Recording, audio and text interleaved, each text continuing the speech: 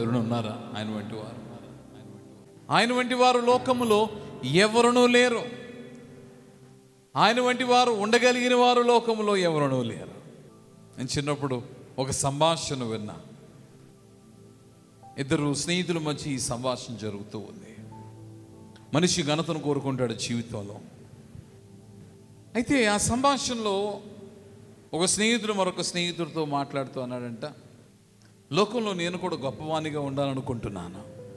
చూడు, లోకంలో మనుషులందరూ యేసు ప్రభుని కొనియాడుతూ ఉన్నారు, గొప్పగా భావిస్తూ ఉన్నారు, ఆయన వెంబడిస్తూ ఉన్నారు.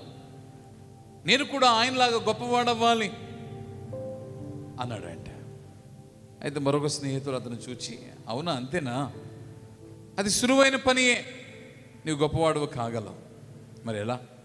అప్పుడు మరొక స్నేహితుడు అన్నాడంట, ఏమీ లేదు, యేసుక్రీస్తు ప్రభు మంచి జీవితాన్ని జీవించా, పాపము లేకుండా శుద్ధమైన జీవితాన్ని, పరిశుద్ధమైన జీవితాన్ని జీవించా.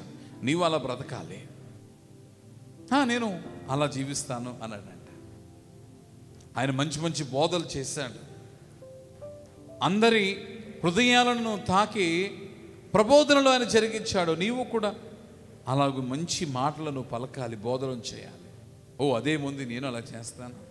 ఆయన చాలా సేవ చేశాడు, తగ్గించుకున్నాడు, తన శిష్యులైన వారికి పరిచర్య చేశాడు, తనతో ఉన్న వారికి పరిచర్య చేశాడు, చాలా సేవ చేశాడు. నీవు ఆ రీతిగా సేవ చేయాలి. అదేముంది, అది కూడా నేను చేస్తాను. ఆయన చాలా అద్భుతాలు చేశాడు, దేవుని సహాయమును బట్టి చాలా అద్భుతాలు చేశాడు. కాబట్టి నీవు కూడా అద్భుతాలు చేయాలి.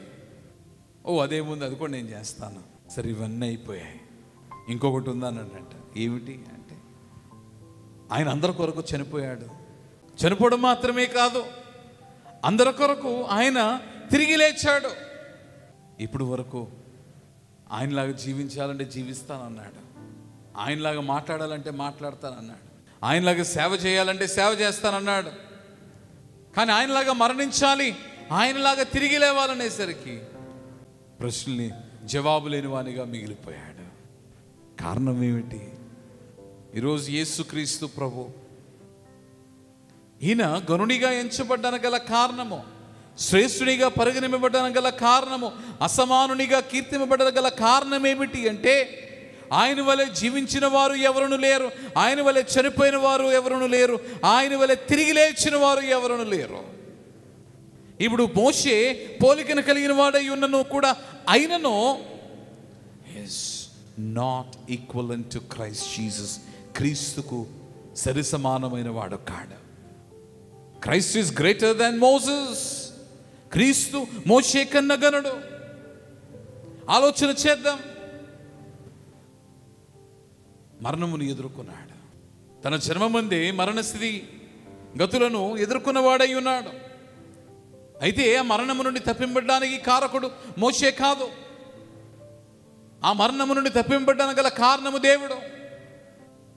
దేవుడు ఆ నదీ జలములను తన ఆధీనమందు ఉంచుకుని జమ్ముపేటలో పెట్టబడినప్పుడు he was sent into the hands of the daughter of Pharaoh. ఫరో కుమార్తె చేతిలోనికి మోషే పంపబడ్డాడు. మోషేను కాపాడినవాడు దేవుడు. కానీ యేసుక్రీస్తు ప్రభు when he was put to death by the world, లోకము ఆయనను చంపినప్పుడు ఆయన ఏం చేశాడు?